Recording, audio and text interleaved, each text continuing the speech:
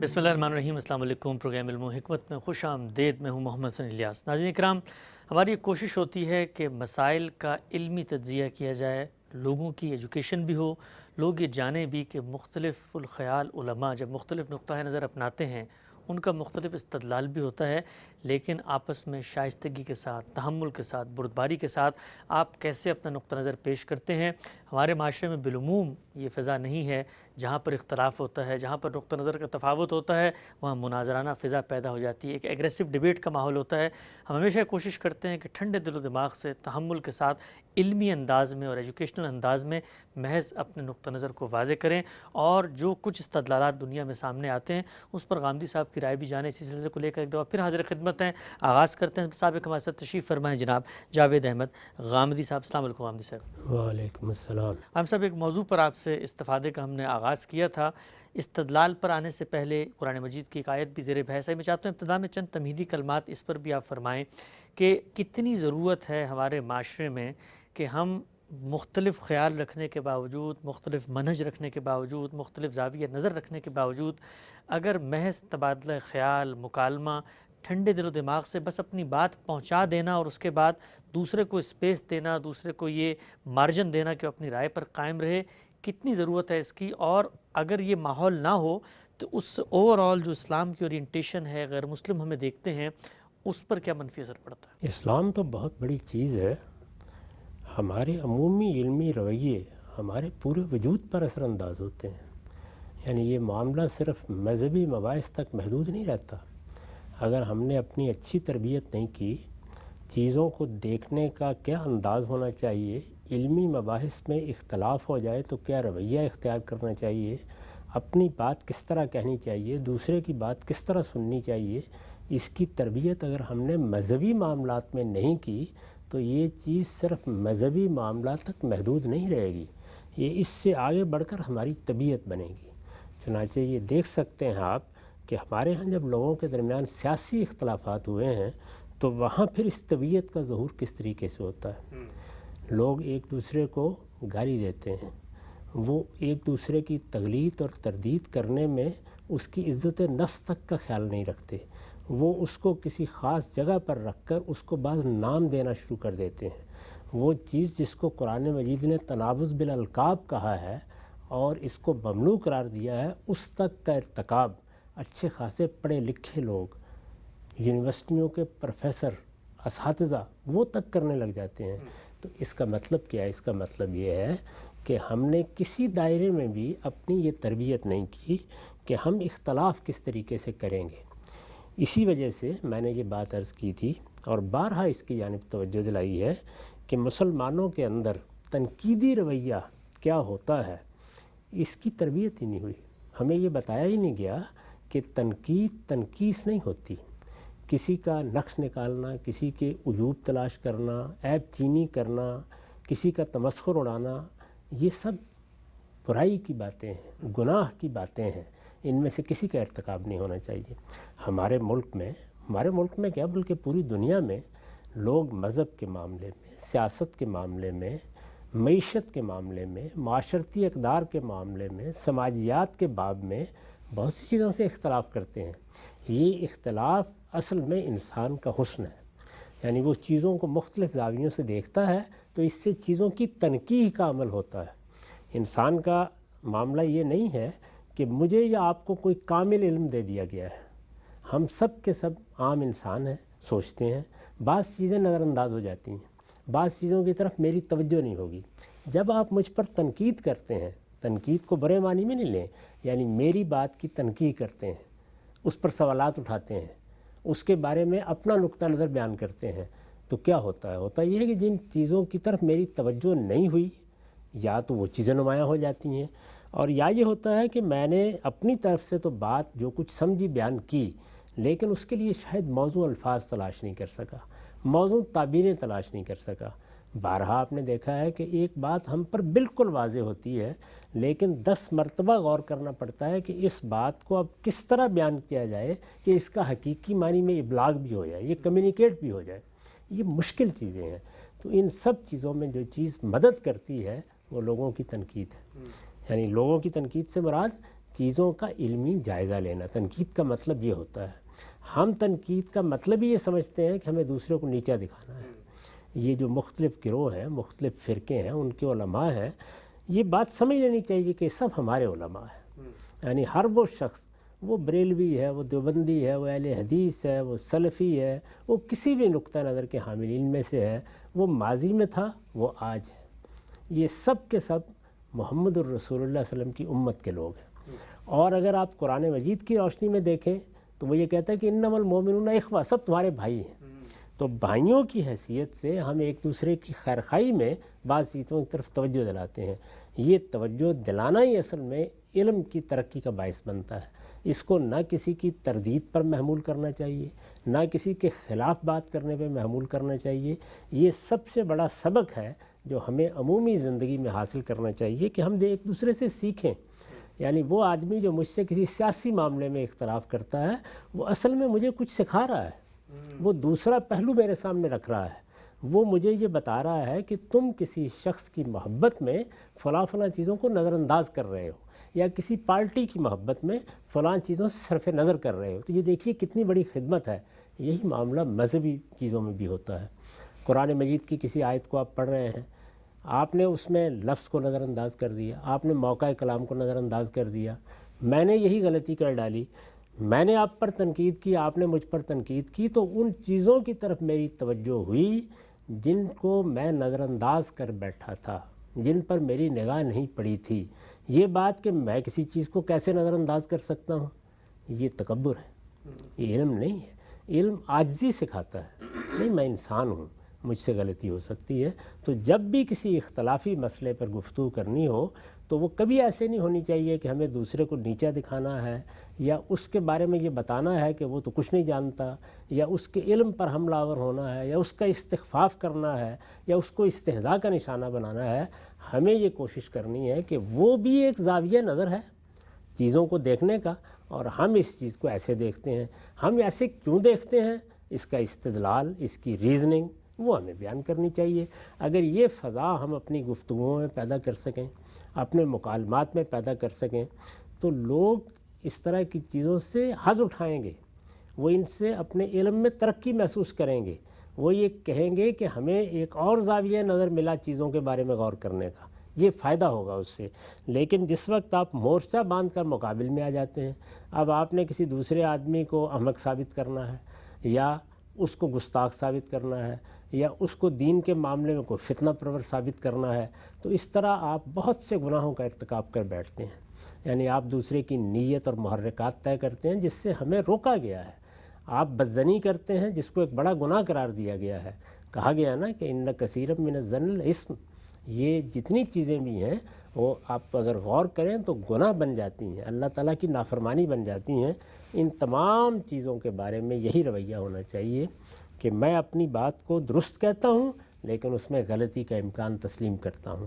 میں دوسرے کی بات کو غلط کہہ رہا ہوں لیکن ہر وقت اس کے لیے تیار ہوں کہ اگر اس کی غلطی واضح ہو جائے گی تو میں قبول کر لوں گا اور یہ کہوں گا کہ نہیں، اسی کی بات صحیح تھی.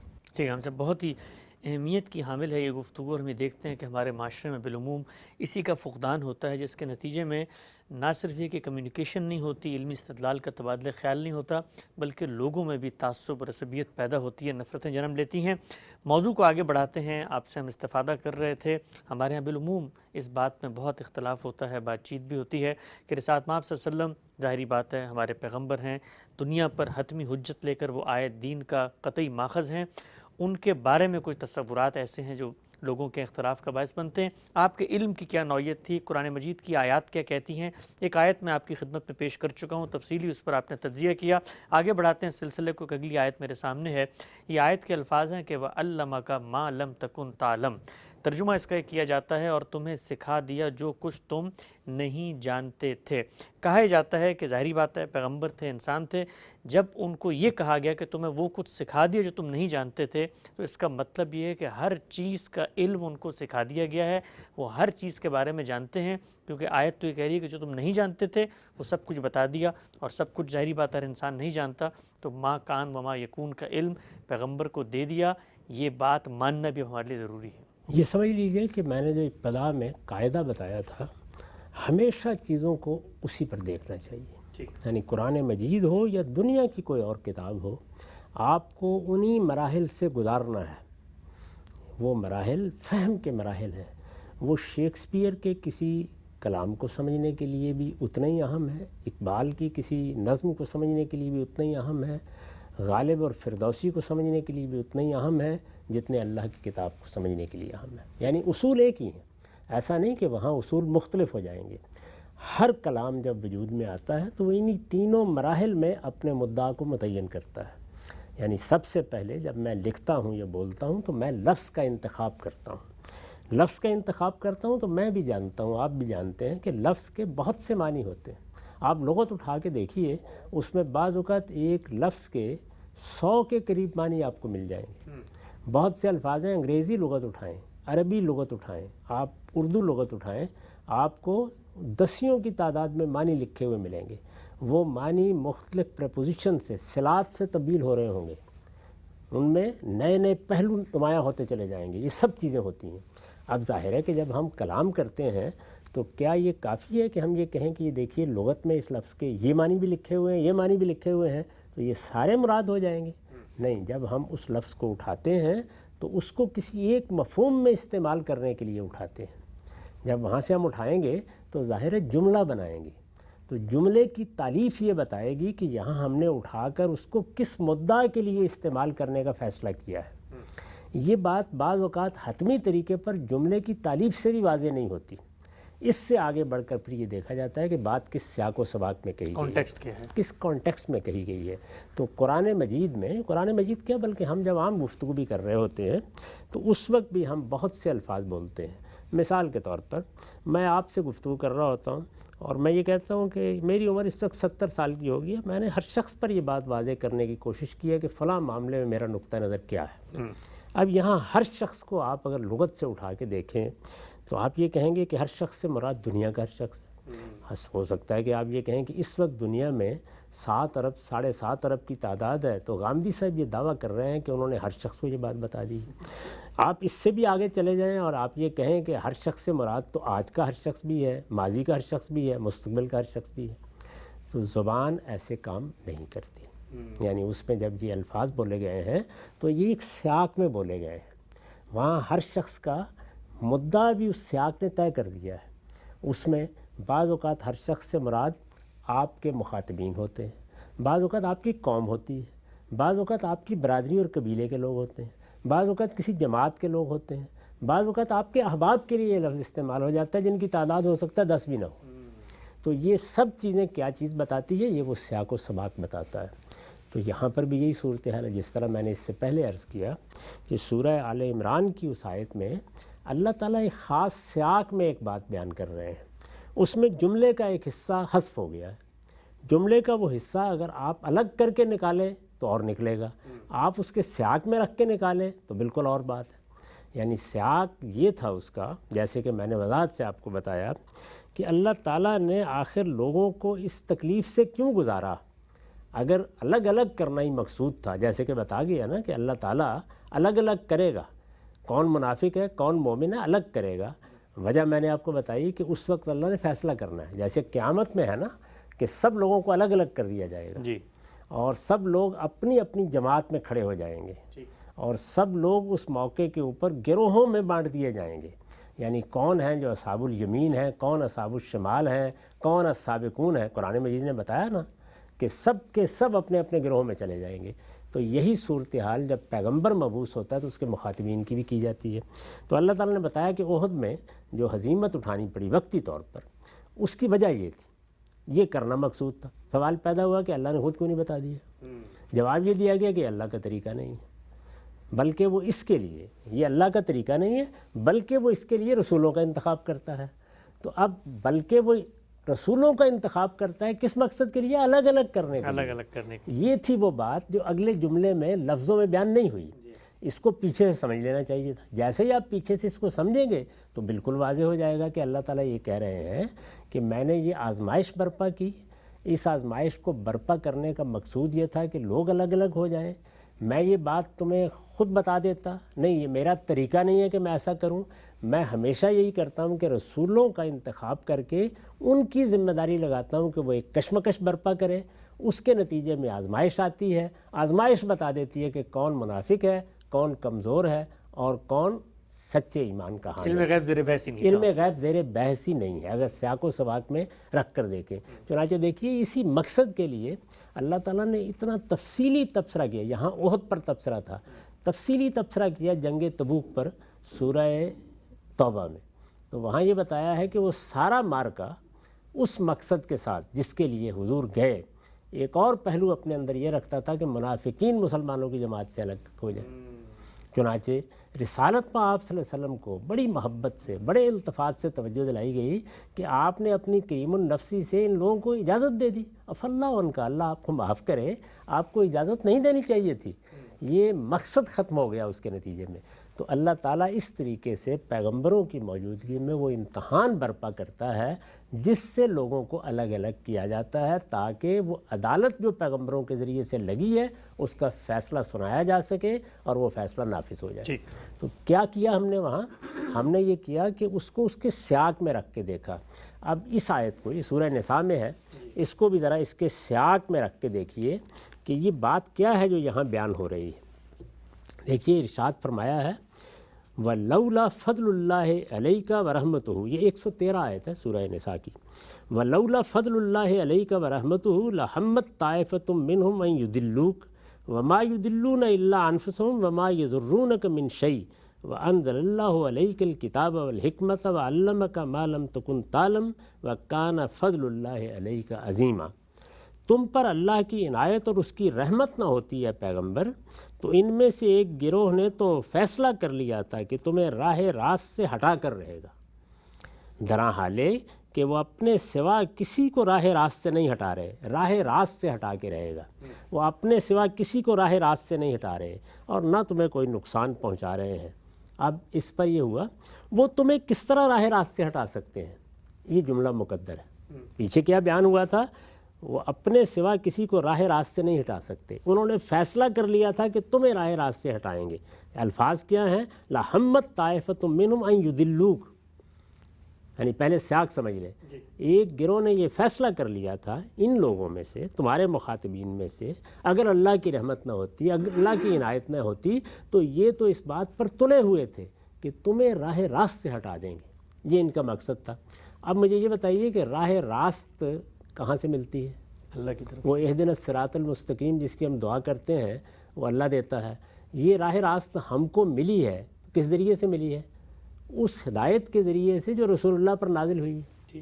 یعنی اب دنیا میں قیامت تک اس کے سوا تو کوئی راہ راست کا طریقہ نہیں واضح ہے. یعنی راہ راست سے مراد ظاہر ہے کہ یہاں پر کوئی سائنس کے معاملے میں یا معاشرت کے معاملے میں راہ راست نہیں ہے، دین کے معاملے میں یہ بھٹکا دینا چاہتے ہیں، یہ راہ راست سے ہٹا دینا چاہتے ہیں. راہ راست اللہ کے پیغمبر کو جو چیز ملتی ہے اسی سے ہم کو بھی حاصل ہوتی ہے، اسی سے پیغمبر کو حاصل ہوئی. پیغمبر بھی اس پر ایمان لاتا ہے اور اس پر عمل کرتا ہے. ہمیں بھی یہ تلقین کرتا ہے کہ ہم اس پر ایمان لائیں گے، اس پر عمل کریں گے. تو راہ راست سے مخاطبین ہٹانا چاہتے ہیں. وہ چاہتے ہیں کہ جو صحیح راستہ ان کو اللہ نے بتا دیا ہے یہ اس پر نہ رہیں، اور اس طرح وہ چاہتے ہیں کہ نقصان پہنچائیں. اب اللہ تعالیٰ کہتے ہیں کہ راہ راست سے وہ آپ کو ہٹا کیسے سکتے ہیں؟ کیوں؟ اللہ نے تم پر اپنا قانون اور اپنی حکمت نازل فرمائی ہے. یعنی یہ راہ راست سے کیسے ہٹا سکتے ہیں؟ اللہ نے آپ کو ہدایت دی ہے، اور وہ ہدایت کس صورت میں دی ہے؟ اپنا قانون دیا ہے، اپنی حکمت دی ہے. گویا راہ راست سے ہٹا نہیں سکتے اس لیے کہ آپ کے پاس اللہ کا دیا ہوا قانون اور اللہ کی دی ہوئی حکمت آلریڈی موجود ہے. وہ موجود ہے آپ کے پاس. تو آپ کو کیسے راہ راست سے ہٹایا جا سکتا ہے؟ سادگی سے یوں سمجھیے جیسے آج کوئی شخص بات کرے تو ہم یہ کہیں کہ ہمیں کوئی آدمی کیسے صحیح راستے سے ہٹا سکتا ہے؟ ہمارے پاس تو اللہ کی کتاب موجود ہے. جب کوئی مسئلہ آئے گا ہم اللہ کی کتاب کی طرف رجوع کر لیں گے. درست. اور یہ علم ہمیں اللہ نے دیا ہے، یہ ہمارے پاس نہیں تھا، یہ دیا ہے. یہ ہمارے پاس نہیں تھا، یہ ہمیں دیا ہے.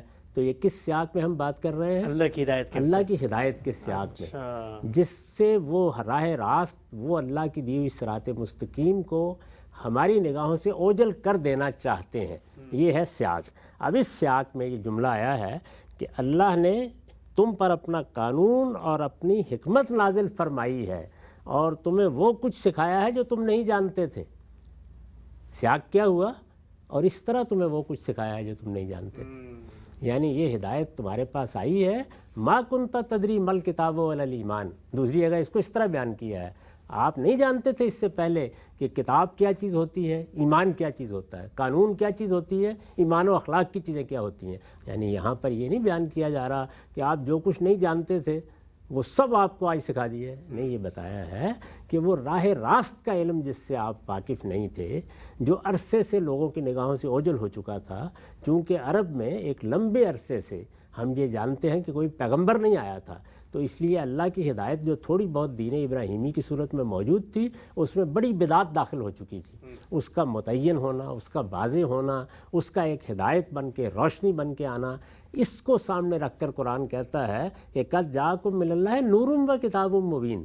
یہ کتاب مبین نہیں آئی، روشنی آ گئی ہے تمہارے پاس. تو وہ روشنی، وہ راہ راست، اس کے بارے میں یہ جملہ تھا. جملہ اپنے سیاق و سباق میں ایک خاص معنی دے رہا تھا.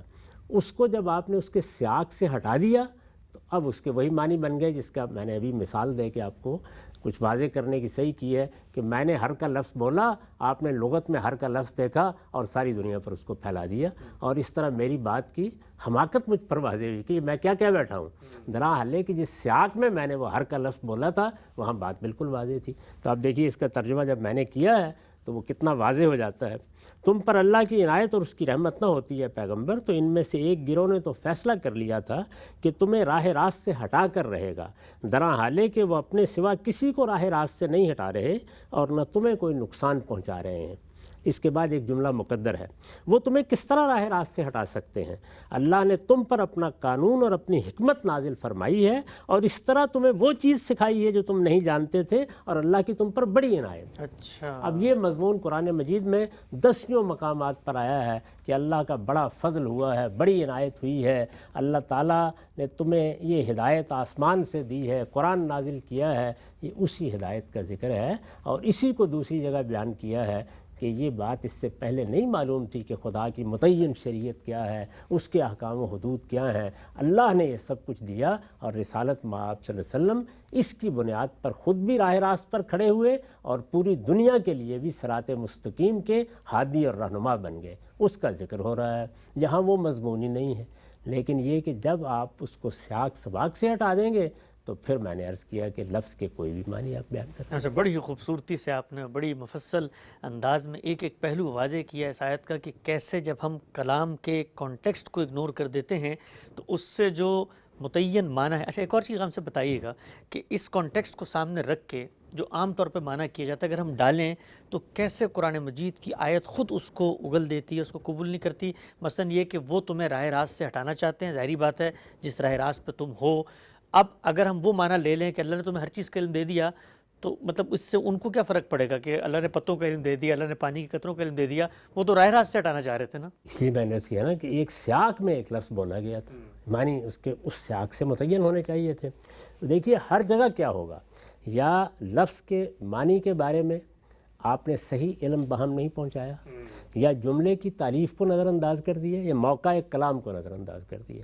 تو پہلی صورت میں بھی یہ ہوا کہ موقع کلام کو نظر انداز کرنے کے نتیجے میں وہ آیت علم غیب کی آیت بن گئی، درا حال ہے کہ وہ اس کی آیت ہی نہیں تھی. اسی طرح کا معاملہ یہاں ہوا. یعنی جب آپ نے دیکھا یہاں تو لفظ ما آیا ہے، یعنی جو تم نہیں جانتے تھے. یہ بالکل وہی اسلوب ہے جس کی میں نے مثال دی، میں نے ہر شخص پر یہ بات واضح کر دی ہے. تو جس طرح میں نے وہاں ہر کا لفظ بولا، آپ اس کے لغت میں اٹھا کے دیکھیں تو ہر ظاہر ہے ایک استغراق کا مفہوم رکھتا ہے. یہی معاملہ ماں کا ہے. اب آپ نے منطقی بحث کی اور اس کے بعد ایک مقدمہ قائم کر لیا.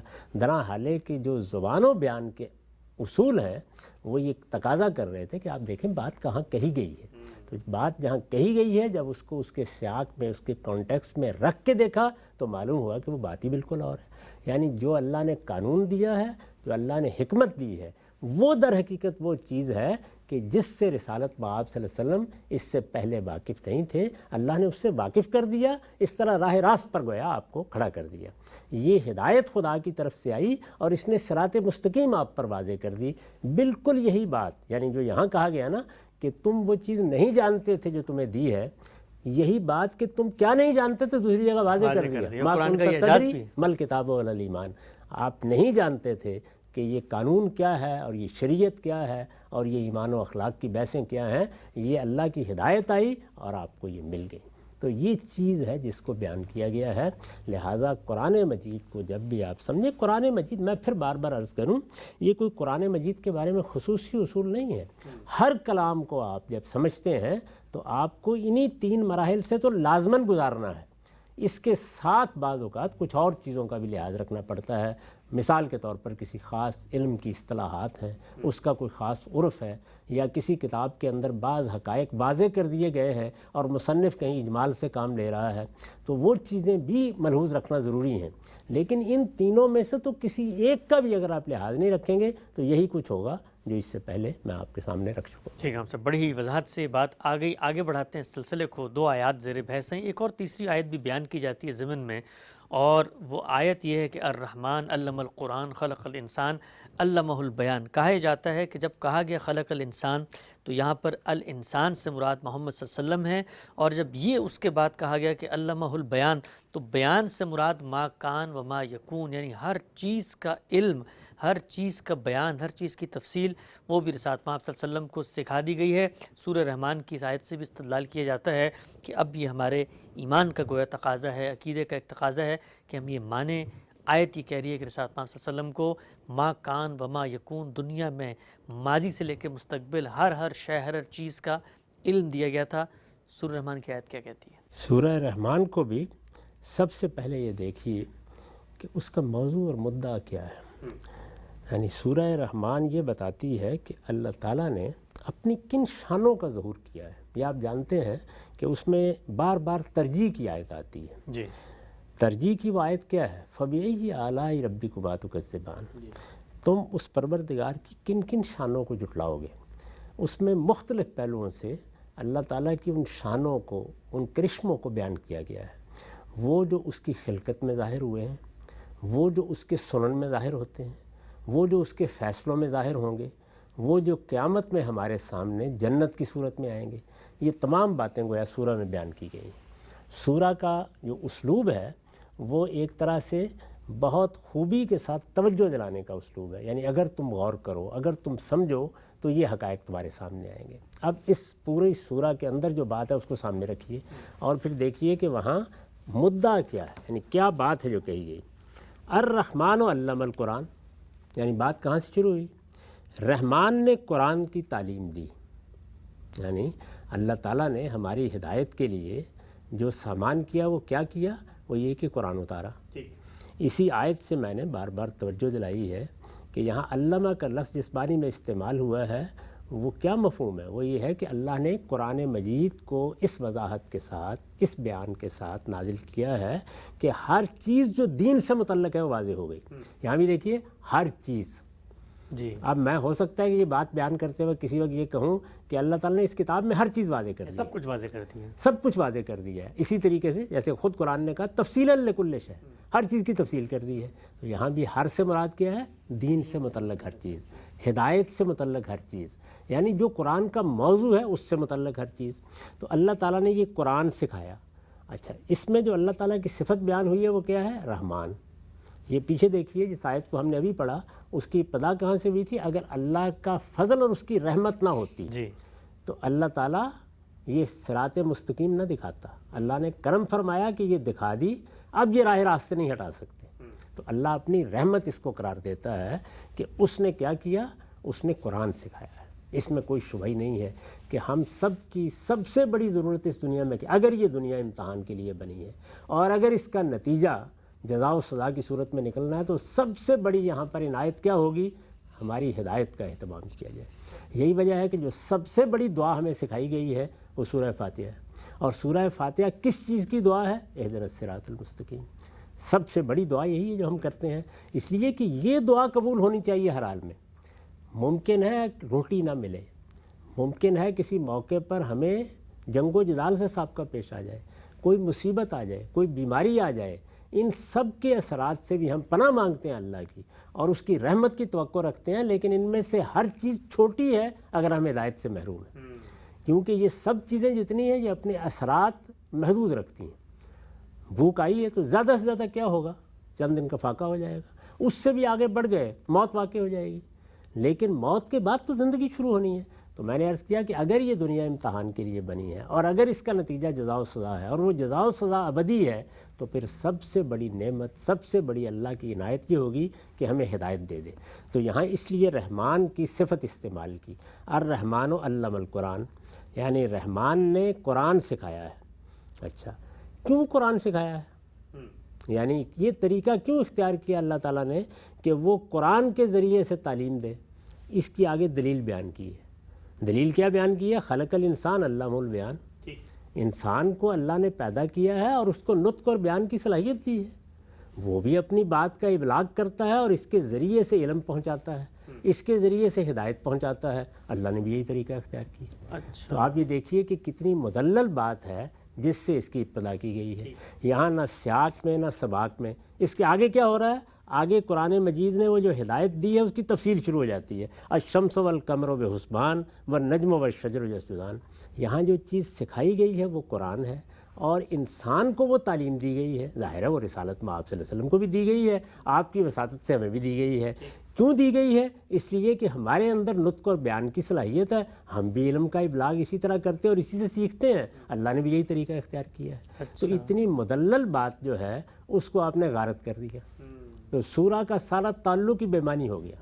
چنانچہ دیکھیے میں نے اس کا ترجمہ کیا ہے، رحمان نے قرآن کی تعلیم دی، اللہ کے نام سے جو سراسر رحمت ہے، جس کی شفقت ابدی ہے، رحمان نے قرآن کی تعلیم دی اس لیے کہ اس نے انسان کو پیدا کیا ہے، اسے نطق و بیان کی صلاحیت عطا فرمائی ہے، کیونکہ یہ صلاحیت تمہیں دی گئی ہے اور یہی تمہارے علم کا ذریعہ ہے۔ اگر غور کر کے دیکھیں تو یہ بیان ہے کہ جو ہمارے لیے اللہ تعالیٰ کی سب سے بڑی عنایت بن جائے، اور اسی کی بنیاد پہ امتحان ہے ہمارا۔ آج ہم سب گونگے ہو جائیں، سارا علم صفر کے نقطے پر کھڑا ہو جائے، بہت اہم بات۔ ابلاغ ہی سے ہو رہا ہے۔ اتنی بڑی بات تھی جو قرآن مجید نے یہاں بیان کی، اور ہم نے اپنی خاص جو فضائل بیان کرنے کی ذہنیت ہے اس کو کیا صورت دے دی۔ یعنی یہ کیوں غلطی ہوتی ہے؟ یہ غلطی اس وقت ہوتی ہے کہ یا تو ہم اپنے ذہن میں کوئی خاص مدعا رکھ کے قرآن کے پاس چلے جاتے ہیں، اور یا اس وجہ سے ہوتی ہے، ایسے میں نے پہلے عرض کیا کہ لفظ کو نظر انداز کر دیتے ہیں، جملے کی تعلیف کو یا اس کے موقع کلام کو۔ تو یہاں موقع کلام یہ تھا کہ رحمان نے رحمت فرمائی اور قرآن کی تعلیم دی، یہ بتانا مقصود تھا کہ کیوں قرآن کے ذریعے سے لوگوں کی ہدایت کی ہے۔ تو اس کیوں کا آگے جواب دیا گیا تھا کہ انسان کو اللہ نے پیدا کیا ہے تو اسے اس نے کیا سکھایا ہے؟ علمہ البیان، اس کو اس نے نطق و بیان سکھایا ہے، اسی سے تو سارا علم منتقل ہوتا ہے۔ تو خدا نے بھی اسی ذریعے کو اختیار کیا ہے، تمہاری پیٹھ پر ڈنڈا نہیں برسا دیا، سبحان اللہ، یہ قرآن نازل کیا اور اس کے ذریعے سے تمہیں تعلیم دی ہے۔ اس کی پھر میں نے وضاحت میں ایک حاشیہ لکھا ہے، وہ بھی سن لیجئے۔ یعنی تمہارا پروردگار سراسر رحمت ہے، اس نے تمہیں جانور نہیں بلکہ انسان بنا کر پیدا کیا ہے۔ جو مضمون ہے وہ یہ ہے، اس نے تمہیں جانور نہیں بلکہ انسان بنا کر پیدا کیا اور نطق و بیان کی صلاحیت عطا فرمائی ہے۔ سب سے بڑا انسان کا امتیاز یہ ہے۔ آپ جانتے ہیں کہ یونانیوں نے جب انسان کی تعریف کرنا چاہیے تو کیا کہا؟ حیوان ناطق۔ قرآن مجید نے اصل میں اسی کو بیان کیا ہے، سب سے بڑی چیز یہ صلاحیت بتاتی ہے، یہ جو نطق اور بیان کی صلاحیت ہے یہ بتاتی ہے کہ تم ایک صاحب عقل اور صاحب ادراک ہستی ہو، خیر و شر میں تمیز کر سکتے ہو، کلیات سے جزیات اور جزیات سے کلیات بنا سکتے ہو، استدلال، استنباط اور اجتہاد کی صلاحیت رکھتے ہو۔ اس کے بعد ضروری تھا کہ تم سے بات کی جائے، کیونکہ تمہیں یہ صلاحیتیں دی گئی ہیں، تو اب تمہیں ہدایت اگر دینی تھی تو بات کر کے دینی تھی۔ تمہارے پروردگار نے یہی کیا ہے، اور تمہاری پیٹھ پر تادیب کا تازیانہ برسانے کی بجائے قرآن کے ذریعے سے تمہاری تعلیم کا اہتمام کر دیا ہے۔ یہ ہے مدعا اس کا۔ تو اس طرح سمجھنا چاہیے۔ اب فرض کیجئے کہ کوئی آدمی یہ کہتا ہے کہ نہیں ہم اس طرح نہیں سمجھیں گے، تو اس کے معاملات کو اس پر چھوڑ دینا چاہیے۔ ہمارا یہ کام نہیں ہے کہ ہم کسی کو لازماً اپنی بات منوا لیں، ہمارا کام یہی ہونا چاہیے کہ ہم صحیح بات کو صحیح استدلال سے واضح کر دیں، اور ہمیشہ خود بھی اس کے لیے تیار رہیں کہ ممکن ہے ہم ہی بات سمجھنے میں غلطی کھا گئے ہوں، تاکہ خود ہمارے لیے بھی علم کا دروازہ کھلا رہے۔ ٹھیک ہے، ہم یہ نقطہ آپ نے واضح فرمایا۔ قرآن مجید کی اس آیت کے اندر جو ایک بہت بڑا ایک آفاقی مضمون ہے اس کو بھی آپ نے واضح فرمایا۔ اچھا، ایک اور چیز ہم سے بتائیے گا، ہمارے عام طور پہ یہ بھی ایک تاثر ہوتا ہے کہ آپ ایک مروجہ مفہوم ہے، اس سے کوئی فضیلت کی بات نکل رہی ہے، جب اس سے کوئی مختلف بات کوئی آدمی بیان کرنا چاہے گا تو یہ بھی کہا جاتا ہے کہ دیکھیں اس کے اندر تو اتنی معنویت، اتنی گہرائی تھی، آپ نے اس کو ایک دوسرے رخ پہ لے گئے۔ تو اصل میں تو جب ہم اس کو حقیقی مدعا کو سمجھیں گے تو اصل رخ تو تب واضح ہوگا نا، چاہے اس میں بڑی بات بیان ہو رہی ہے چاہے چھوٹی بات۔ سارا زور ہی اس پر لگانا چاہیے، یہ تو اللہ تعالیٰ کو فیصلہ کرنا ہے۔ وہ تو بعض اوقات ہدایت کے لیے مکھی اور مچھر کی مثال دیتا ہے، تو وہ ہم کیا کریں گے؟ وہ کام کریں گے کہ جو اس وقت کے مخاطبین نے کیا کہ وہ مکھی اور مچھر میں الجھ کے رہ گئے۔ اور یہاں تو میں نے آپ کو بتایا کہ بہت بڑی بات بیان کی ہے، یعنی فلسفے اور حکمت کا عظیم مضمون ہے جو 2 جملوں میں قرآن نے سمیٹ دیا ہے۔ یہ بتایا ہے کہ اللہ تعالیٰ نے یہ کیوں طریقہ اختیار کیا کہ پیغمبر بھیجے، کتابیں نازل کرے، ان کے ذریعے سے تمہاری ہدایت کا اہتمام کرے۔ یہ رحمت کیوں ہوئی ہے؟ اللہ تعالیٰ نے جانوروں کے لیے جبلی ہدایت کا اہتمام کیا ہوا ہے، ہمارے لیے بھی کر سکتا تھا، ہماری پیٹھ پر تازیانہ بھی برس سکتا تھا۔ یہ بھی ہو سکتا تھا کہ ہم جس طرح جانوروں کو صداتے ہیں اسی طریقے سے ہمیں بھی صدانے کے لیے کوئی مخلوق دائیں بائیں کھڑی ہوتی، لیکن اللہ نے عنایت فرمائی، اور یہ کہ ہماری خلقت میں یہ خوبی رکھی کہ ہم نطق اور بیان کی صلاحیت لے کے آئے ہیں۔ یہ صلاحیت اصل میں ہمارے ادراک کا، ہمارے استدلال کا، ہماری عقل کا ظہور بنتی ہے، اور یہ صلاحیت ہے جس کو سامنے رکھ کر اللہ تعالیٰ نے قرآن نازل کیا ہے۔ تو قرآن کے ذریعے سے کیوں تعلیم دی ہے، اس کی دلیل آگے بیان کی ہے، تو ہم نے دلیل کو الگ کر دیا، یہ بیان ہی نہیں کیا کہ اصل میں مسئلہ کیا ہوا ہے، ایک دوسرا ہی مضمون اس میں داخل کر دیا جس کا کوئی قرینہ نہیں ہے، کوئی پس منظر نہیں ہے، نہ آگے کے مضمون سے اس کا کوئی تعلق ہے۔ آگے کیا ہوا ہے؟ آگے اللہ تعالیٰ نے اس دنیا میں جو اس کی خلقت کے اندر چیزیں نمودار ہوئی ہیں ان سے استدلال کر کے بات سمجھانی شروع کر دی۔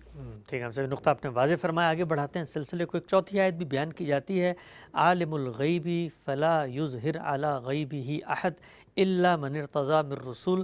ترجمہ یہ کیا جاتا ہے غیب کا جاننے والا تو اپنے غیب پر کسی کو مسلط نہیں کرتا سوائے اپنے پسندیدہ رسولوں کے۔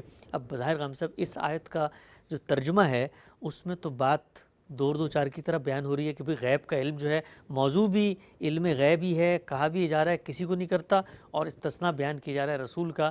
تو یہ آیت بھی سورہ جن کی پیش کی جاتی ہے، اس کے بارے میں کیا فرماتے ہیں؟ اس کو بھی اسی طالب علمانہ طریقے سے سورہ جن کے اندر، سورہ جن میں نا، جی سورہ جن کے اندر رکھ کر دیکھیے، یعنی سورہ جن کو پڑھیے، یہ دیکھیے کہ وہاں کیا بات چل رہی تھی، یہاں پر الغیب کا لفظ کس مضمون کے لیے آیا ہے، آگے کیا بات بیان ہوئی ہے۔ تو اس کو بھی میں آپ کے سامنے رکھ دیتا ہوں، آپ ترجمے ہی سے یہ بات سمجھ لیں گے کہ یہاں کیا مدعا ہے، اور ہم اصل میں جب اس مدعا کو چھوڑ دیتے ہیں تو پھر کس طرف چل نکلتے ہیں۔ دیکھیے اس سے پیچھے یہ بیان ہوا ہے، پیچھے سے اگر آپ مضمون لے کے چلیں، پیچھے یہ بیان ہوا ہے کہ کل انی لن یجیرنی من اللہ احد ولن اجد من دونہ ملتحدا الا بلاغا من اللہ و رسالتہ۔ یعنی اس میں بیان کیا گیا ہے کہ مجھے اللہ کے غضب سے کوئی پناہ نہیں دے سکتا اور نہ میں اس کے سوا کوئی ملجا کبھی پا سکوں گا۔ ٹھیک، یعنی یہاں سے مضمون شروع ہوا ہے، مجھے اللہ کے غضب سے کوئی پناہ نہیں دے سکتا اور نہ میں اس کے سوا کوئی ملجا کبھی پا سکوں گا۔ میرا کام صرف یہ ہے کہ مجھے اللہ کی طرف سے پہنچانا ہے اور اس کے پیغامات تمہیں دینے ہیں۔ ٹھیک، یعنی یہ گویا بات بیان کی گئی ہے کہ پیغمبر کا اصلی کام کیا ہے۔ پیغمبر کا اصلی کام یہ ہے کہ وہ اللہ کی طرف سے جو ہدایت پاتا ہے اس کو پہنچا دے۔ بلاغ مبین۔ اللہ تعالیٰ نے جو پیغام اس کے سپرد کیا ہے وہ ہم تک پہنچ جائے، یہ اس کی اصل ذمہ داری ہے۔ تو یہ فرمایا کہ میں کوئی ہدایت اور ضلالت کا اختیار نہیں رکھتا، میں کسی کو پکڑ کر نہ راہ راست پر لا سکتا ہوں اور نہ میں کسی شخص کو گمراہ کر سکتا ہوں۔ یہ سب معاملات اللہ تعالیٰ نے میرے اختیار میں نہیں دیے، یہ اس سے پیچھے کا مضمون ہے کہ میں کسی نفع و ضرر کا اختیار نہیں رکھتا، میں کسی ہدایت و ضلالت کا کوئی اختیار نہیں رکھتا، بلکہ اس کو پیچھے سے ذرا سن لیجئے، اس میں بیان کیا ہے، اے پیغمبر کہہ دو میں تو اپنے رب ہی کو پکارتا ہوں اور کسی کو اس کا شریک نہ ٹھہراؤں گا۔ ان سے کہہ دو میں تمہارے لیے کسی نفع و ضرر اور کسی ہدایت و ضلالت کا کوئی اختیار نہیں رکھتا، نہ میں نقصان پہنچا سکتا ہوں، نہ میں نفع پہنچا سکتا ہوں، نہ میں کسی کو ہدایت دے سکتا ہوں، نہ میں کسی کو گمراہ کر سکتا ہوں۔ کہہ دو میں کسی کو اس کا شریک ٹھہراؤں تو جانتا ہوں کہ مجھے اللہ کے غضب سے کوئی پناہ نہیں دے سکتا اور نہ میں اس کے سوا کوئی ملجا کبھی پا سکوں گا۔ نہیں لوگو، میں تمہارے لیے اس طرح کا کوئی اختیار نہیں رکھتا۔ یہ نفی کی گئی ہے پیچھے۔ میرا کام صرف یہ ہے کہ مجھے اللہ کی طرف سے پہنچانا ہے اور اس کے پیغامات تمہیں دینے ہیں۔ یہ بات ہو گئی۔ اب اس کے بعد فرمایا تاہم یاد رکھو کہ جو اللہ اور اس کے رسول کی نافرمانی کریں گے وَمَن يَعْصِ اللَّهَ وَرَسُولَهُ فَإِنَّ لَهُ نَارَ جَهَنَّمَ خَالِدِينَ فِيهَا أَبَدًا، یاد رکھو جو اللہ اور اس کے رسول کی نافرمانی کریں گے ان کے لیے پھر دوزخ کی آگ ہے جس پہ وہ ہمیشہ ہمیشہ رہیں گے۔ ٹھیک، تنبیہ فرمائی آگے کیا، حتیٰ اذا رأوا ما یوعدون فسیعلمون من اضعف ناصرا واقل عددا، یہاں تک کہ اپنی قوت کے زوم میں مبتلا یہ لوگ جب وہاں اس چیز کو دیکھیں گے جس سے انہیں خبردار کیا جاتا ہے تو اس وقت ضرور جان لیں گے کہ کس کی مدد کمزور اور کون گنتی میں تھوڑے ہیں۔ ٹھیک، کیا چیز ہے یہ؟ وہ عذاب جو آگے ہمارا منتظر ہے، جس سے پیغمبر بچنے کے لیے تنبیہ کرتے ہیں، انذار کرتے ہیں، خبردار کرتے ہیں۔ تو یہ بتایا کہ اگر نافرمانی کا رویہ اختیار کرو گے تو یہ نتیجہ نکلنے والا ہے، یہ بتا دیا۔ اچھا، اب اس کے بعد پیغمبر کیا کرتے ہیں؟ وہ اس آخرت سے بھی خبردار کرتے ہیں اور اس کے ساتھ یہ بھی بتاتے ہیں کہ ہم بھی عدالت کے لیے آئے ہیں۔ ٹھیک، تو اگر تم یہ بات نہیں مانو گے تو دنیا میں بھی فیصلہ ہو جائے گا۔ تو گویا نتیجہ کیا نکلا کہ پیغمبر دو عذابوں سے خبردار کر رہے ہوتے ہیں، ایک وہ عذاب جو مرنے کے بعد سامنا کرنا ہے جس کا، اور ایک وہ جو پیغمبر کا انکار کر دیا جائے گا تو اسی دنیا میں اس قوم کے اوپر آ جائے گا۔ یہ جو عذاب ہے، یہ عذاب جو آخرت میں آنا ہے، اس کا وقت بھی کسی کو معلوم نہیں، ٹھیک، کوئی نہیں جانتا کہ وہ کب آئے گا۔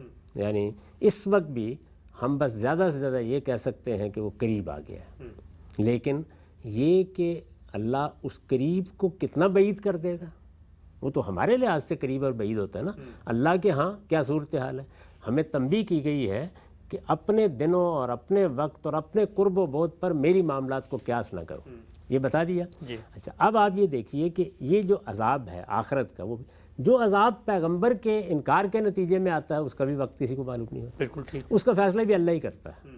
چنانچہ سبق دیا گیا ہے قرآن میں کہ خدا کے ایک پیغمبر حضرت یونس نے اس کا وقت خود جب متعین کرنا چاہا تو اللہ تعالیٰ نے ان کو تنبیہ فرمائی، اور حضور کو جب اس ذمہ داری پر کھڑا کیا گیا تو کہا گیا کہ وَلَا تَكُنْ كَصَاحِبِ الْحُوتِ، اس مچھلی والے کی طرح خود کوئی فیصلہ نہیں کرنا، اللہ ہی اس کا فیصلہ، فَاصْبِرْ لِحُكْمِ رَبِّكَ، اللہ کے فیصلے کا انتظار کرو۔ تو نہ اس عذاب کا وقت معلوم نہ اس کا وقت معلوم، یہ بات واضح ہو گئی۔ واضح۔ اب یہاں آخرت کی تنبیہ کی، یعنی اس عذاب کی۔ آگے دیکھیے کیا کہا، آگے یہ کہا قُلْ إِنْ أَدْرِيَ قَرِيبٌ مَا تُوعَدُونَ أَمْ يَجْعَلُ لَهُ رَبِّي أَمَدًا، کہہ دو میں نہیں جانتا کہ جس عذاب سے تم کو خبردار کیا جاتا ہے وہ قریبی ہے یا میرا پروردگار ابھی اسے اور کچھ ٹالے گا۔ اچھا، یعنی مجھے نہیں پتا، میں یہ بتاتا ہوں کہ اس نے ایک دن پکڑ لینا ہے، مجھے یہ نہیں پتا۔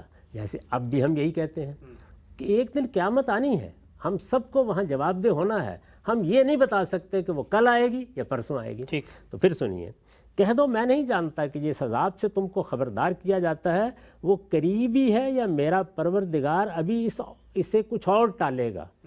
تو اب یہ جو عذاب ہے اس میں غیب کیا ہوا، یہ کہ اس کا وقت نہیں معلوم کسی کو، ٹھیک، نہ اس عذاب کا نہیں نہ اس عذاب کا، یہ غیب کی باتیں ہیں، اور اس غیب کو وہی جانتا ہے اور اپنا یہ غیب کسی پر بھی ظاہر نہیں کرتا۔ اچھا، اب مجھے آپ یہ بتائیے کہ اس میں تو کسی استثناء کا سوال ہی باقی نہیں رہا، یعنی اپنا یہ غیب کسی پر ظاہر نہیں کرتا۔ تو یہاں جو الفاظ تھے عالم الغیب فلا یظہر علی غیبہ احدا، تو یہاں الغیب سے مراد وہ غیب ہی نہیں ہے جس کو لوگ سمجھ رہے ہیں، یہ زیر بحث ہی نہیں۔ یہاں کون سا غیب زیر بحث ہے؟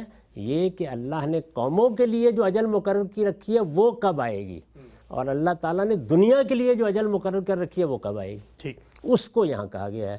وہی مسئلہ جس کی طرف میں توجہ دلا رہا ہوں کہ آپ نے آیت کو اس کے سیاق سے کاٹ دیا۔ آیت یہ تھی کہ کل ان ادری قریب ما توعدون ام یجعل لہ ربی امدا، پہلے یہ بتایا گیا تھا کہ وہ کون سا غیب زیر بحث ہے، کہ مجھے نہیں معلوم کہ تمہارے لیے جو وعید سنائی جا رہی ہے، جس عذاب سے تم کو خبردار کیا جاتا ہے وہ قریبی ہے یا میرا پروردگار ابھی کچھ اور ٹالے گا۔ تو فرمایا کہ یہ غیب کی بات ہے، اور اس غیب کو عالم الغیب، اس غیب کو وہی جانتا ہے۔ یہ جو الف لام ہے یہ اصل میں اس عہد کا ہے جو پیچھے بیان ہو گیا، فلا یظہر علی غیبہ احدا، اور اپنا یہ غیب کسی پر ظاہر بھی نہیں کرتا۔ ٹھیک، تو اس لیے اب اس میں تو استثناء کا سوال ہی ختم ہو گیا. واضح ہو گئی. یہ وہ چیز ہے کہ جو کسی کو بھی نہیں بتائی گئی. پھر آگے کہا اللہ، یہاں تک کہ اللہ تعالیٰ کے پیغمبر کے ساتھ جب جبریل امین نے گفتگو کی اور یہ سوال کیا قیامت کب آئے گی، تو آپ نے فرمایا نہ تم جانتے ہو نہ میں جانتا ہوں. واضح ہو گئی. یعنی یہ وہ غیب ہے کہ جس غیب کا علم اللہ تعالیٰ نے کسی فرشتے کسی پیغمبر کو دیا ہی نہیں. صرف واضح ہے قرآن. قیامت کب آئے گی اس کو 10 جگہ بیان کیا ہے. یہ اللہ نے اپنے لیے کہا، اسی کا ذکر ہے یہاں پہ، فلا یظہر علی غیبہ احدا. اچھا اب آگے بات کیا ہے؟ آگے بات یہ الا من ارتضی من رسول، رہے وہ جن کو وہ رسول کی حیثیت سے منتخب کر لیتا ہے. ان سے پوچھا جا رہا ہے کب آئے گا عذاب، کب آئے گا عذاب. تو اس کے بعد کا جملہ یہ مقدر تھا کہ وہ اپنی طرف سے کچھ نہیں کہہ سکتے. اچھا، یعنی رسول کیا کرے. تو یہاں یہ الا جو تھا یہ اصل میں استثناء متصل کا الا نہیں تھا، یہ استثناء منقطع کا الا تھا. اچھا، یعنی یہ عربی زبان کے طالب علم جانتے ہیں کہ یہ الا کس طرح آتا ہے. ظاہر ہے کہ اس کو یہاں تو نہیں بیان کیا جا سکتا، لیکن اتنا اشارہ کافی ہے کہ یہ اصل میں استثناء متصل ہے ہی نہیں. یعنی پچھلی بات سے استثناء نہیں ہے، بلکہ آگے کی بات کے لیے بالکل اس اسلوب کا الا ہے. جیسے ہم کہتے ہیں رہا یہ معاملہ، تو کیا کہا؟ رہے وہ جن کو وہ رسول کی حیثیت سے منتخب کر لیتا ہے. اس کے بعد یہ جملہ مقدر کر دیا وہ اپنی طرف سے کچھ نہیں کہہ سکتے. کیوں؟ آگے بیان کیا اس لیے کہ فَإِنَّهُ يَسْلُكُ مِن بَيْنِ يَدَيْهِ وَمِن خَلْفِهِ رَصَدًا. اس لیے کہ ان کے آگے اور پیچھے تو وہ پہرا لگا دیتا ہے تاکہ معلوم رہے کہ انہوں نے اپنے رب کے پیغامات پہنچا دیے ہیں، اور وہ ان کے ماحول کو گھیرے میں اور ان کی ہر چیز کو گنتی میں رکھتا ہے. یعنی جو آتا ہے وہ وہی پہنچاتے ہیں. فَإِنَّهُ يَسْلُكُ مِن بَيْنِ يَدَيْهِ وَمِن خَلْفِهِ رَصَدًا لِيَعْلَمَ أَن قَدْ أَبْلَغُوا رِسَالَاتِ رَبِّهِمْ وَأَحَاطَ بِمَا لَدَيْهِمْ وَأَحْصَى كُلَّ شَيْءٍ عَدَدًا. تو وہ مضمون یہ تھا کہ اللہ کے پیغمبر اپنی طرف سے یہ بات نہیں کہہ سکتے، کچھ نہیں بتا سکتے. تم جو اصرار کرتے ہو کہ لے آؤ وہ عذاب اور بتاؤ کب آئے گا اور کب قیامت برپا ہوگی، کہاں لنگر انداز ہو گئی، تو اللہ کے رسول تو اتنی بات ہی بتائیں گے جن کو ان کی کہی گئی ہے یا جو ان کو دی گئی ہے. وہ اپنی طرف سے تمہیں وقت بتا دیں اس کا، وہ یہ نہیں کر سکتے. ان کے گرد پیرے لگے ہوئے ہیں، وہ اتنی بات کہیں گے اتنی ان کو بتائی گئی ہے. اور یہ وہ غیب ہے جس کا علم اللہ نے آج تک کسی کو نہیں دیا. سبحان اللہ. یہ مضمون ہے. اس مضمون کو اس کے اندر رکھ کے دیکھیں تو کیا بات ہے جو بیان ہوئی ہے، اس سے کاٹ کر الگ کر دیں تو پھر جو معنی چاہے آپ پہنا دیں. جزاکم اللہ خیر غام صاحب. ہم سب کی ایک بڑی تعلیم اور تربیت ہے اس کے اندر کہ قرآن مجید کو سیکھا سمجھا اور پڑھا کیسے جاتا ہے، اور بالعموم جو نقطہ ہے نظر قرآن کی بنیاد پہ اخذ کیے جاتے ہیں. خود قرآن مجید پر غور و فکر کیا جائے، تدبر کیا جائے، اور زبان و بیان کے اسالیب اور اصولوں کو سامنے رکھا جائے تو اصل بات کیسے سامنے آتی ہے. استفادے کا عمل جاری ہے. رسالت محمد صلی اللہ علیہ وسلم کے علم غیب کی کیا نوعیت تھی، کچھ اور آیات بھی ہیں، کچھ اور احادیث بھی ہیں، وہ بھی غامدی صاحب کے سامنے رکھیں گے، اور اسی اپنائیت اور درد دل کے ساتھ کہ ان کا نقطہ نظر وہ شائستگی کے ساتھ پیش کر رہے ہیں. اور اگر کہیں کوئی اختلاف ہے تو لوگوں کو حق ہے کہ وہ اپنے اختلافات پر قائم رہیں. پروگرام کا وقت یہاں پہ ختم ہوتا ہے. اجازت دیجیے. اللہ حافظ.